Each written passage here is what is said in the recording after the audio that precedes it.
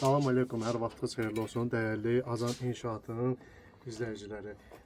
Deməli dostlar, mən sizə ötən videoda təməli tökmə qaydasını sizə izah elədim, tanış elədim.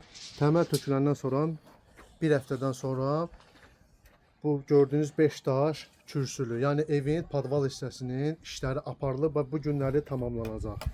Dəyərli izləyicilər, sizə mən əsas nəyi qeyd eləmək istəyirəm. Tam olaraq 5 daş gördüyünüz kimi 9-un 9-a, yəni proyekt 3 otaqdan ibarət qoşa daşlandır. Həm orta ara kəsmələr, həm tam olaraq evin dairəvi olaraq qoşa daşdan hörülür.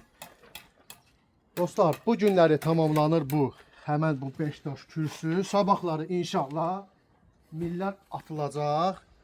5-in 15-ə taxtalar atılanda millərin atılma qaydasından mən sizə tam olaraq tanış edəcəm.